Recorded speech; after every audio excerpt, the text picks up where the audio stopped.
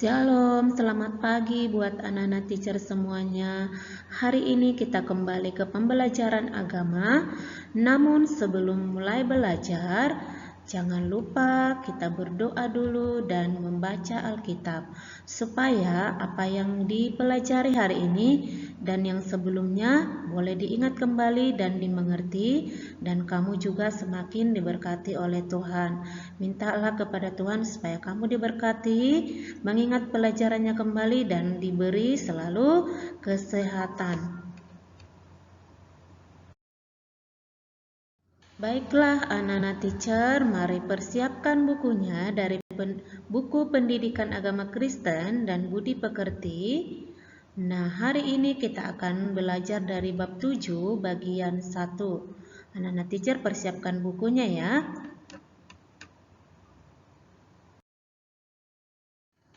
Oke anak-anak teacher semuanya, buka bukunya dari halaman 45. Kita akan belajar tentang flora dan fauna sebagai berkat Allah. Yang A, flora ciptaan Tuhan dari halaman 46. Nah, sebelum kita belajar flora ciptaan Tuhan, anak-anak teacher buka dulu Alkitabnya. Kita akan baca dari Imamat 26 ayat 4 sampai 5. Nah, nanti kamu baca ya ayat firman Tuhannya, apa isinya. Di video juga sudah teacher buat.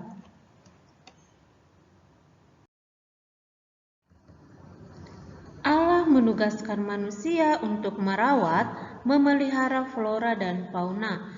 Namun pada kenyataannya manusia sering tidak mendengar dan mengikuti firman Tuhan, sehingga mengakibatkan flora dan fauna terancam. Akibat yang dilakukan manusia yang merusak flora dan fauna yaitu flora dan fauna terancam punah atau langka.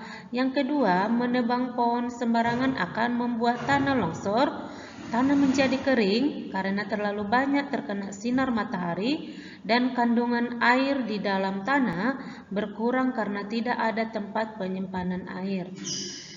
Yang berikutnya, kelangsungan hidup manusia, hewan, dan tumbuhan akan terancam punah. Nah, pada pembelajaran sebelumnya kita sudah belajar tentang flora dan fauna. Nah, anak teacher masih ingat kan? Flora itu adalah tumbuhan dan fauna itu adalah hewan. Nah, flora dan fauna itu tentunya ada manfaatnya. Anak-anak teacher jangan lupa ya apa itu manfaat flora dan fauna yang sudah teacher jelaskan di pembelajaran sebelumnya.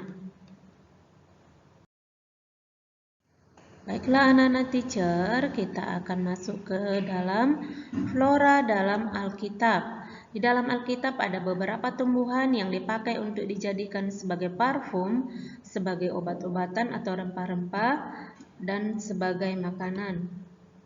Berikut beberapa tumbuhan yang dipakai di Alkitab, yaitu yang pertama, kayu atau kulit manis. Digunakan untuk membuat minyak urapan kudus. Nah, kamu baca nanti dari kitab Keluaran 30 ayat 23. Digunakan untuk mengharumkan tempat tidur. Nah, nanti baca Alkitabnya dari kitab Amsal 7 ayat 17. Nah, ini dia bentuk atau gambar dari kayu manis atau kulit manis. Nah, ini juga bisa kalau dalam kehidupan kita sehari bisa dijadikan untuk bumbu makanan ya. Kalau anak-anak teacher pernah lihat kayu atau kulit manis tersebut di Indonesia juga banyak ditemukan. Dipakai juga untuk sebagai obat dan untuk bumbu makanan. Yang berikutnya adalah narwastu. Digunakan untuk membuat parfum. Narwastu digunakan juga untuk meminyaki kaki Yesus yang terdapat dalam kitab Yohanes ayat 12. Nanti kamu baca seluruhnya kitab Yohanes ayat 12 ya. Nah, di sana ada seorang perempuan meminyaki kaki Yesus. Nanti kamu baca ceritanya bagaimana. Nah, ini dia gambar daripada tumbuhan narwastu.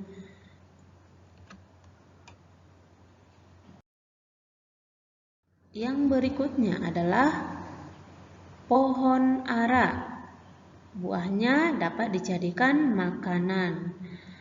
Nah, ini dia pohon ara. Kalau anak-anak teacher pernah dengar tentang pohon ara di Alkitab yang dikutuk oleh Tuhan Yesus karena tidak berbuah, sudah lama tidak berbuah, maka Tuhan Yesus mengutuknya. Pada saat itu, ketika Yesus mau beristirahat di bawah pohon ara, maka dilihatnya pohon ara tersebut tidak berbuah, sudah lama tidak berbuah, maka dikutuknya. Akhirnya pohon ara itu menjadi kering. Nah, bagaimana bentuk buah pohon ara? Ini dia. Waktu dia berbuah, buahnya adalah seperti ini. Anak-anak teacher boleh lihat ya. Nanti supaya tahu bagaimana bentuk dari buah pohon ara dan juga pohon ara.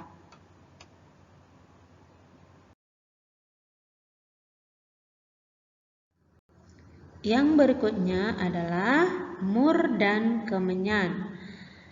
Mur dan kemenyan ini dapat dijadikan atau digunakan sebagai obat-obatan. Dan yang di Alkitab, di dalam Alkitab dipersembahkan oleh orang Majus saat Yesus lahir. Nah, anak-anak teacher masih ingat kan cerita tentang orang Majus yang mempersembahkan emas, kemenyan, dan mur. Nah, ini dipersembahkan untuk memuji atau ketika Yesus lahir. Nah, ini dia bentuk daripada mur dan kemenyan. Kalau emas, tentunya anak-anak teacher sudah tahu ya bagaimana bentuk dari emas. Nah, teacher hanya buat di sini bentuk dari atau gambar dari tumbuhan mur dan kemenyan. Oke anak-anak teacher, demikianlah flora dalam Alkitab. Di situ ada beberapa atau sebagian yang sudah kita pelajari dari Alkitab. Nah, tentunya Tuhan mempunyai tujuan menciptakan flora atau tumbuhan tersebut. Tuhan mempunyai tujuan atas setiap ciptaan atau penciptaan tumbuhan, yaitu untuk memenuhi kebutuhan manusia.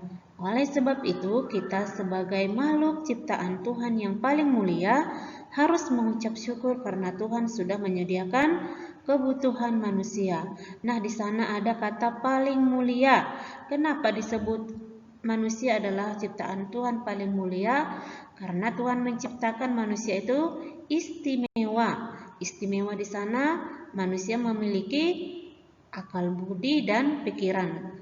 Nah, makanya manusia itu adalah paling mulia atau istimewa dari ciptaan lainnya. Contohnya, hewan kan tidak memiliki akal dan pikiran, sedangkan manusia memiliki akal dan pikiran. Maka disebut manusia itu adalah sebagai ciptaan Tuhan yang paling mulia.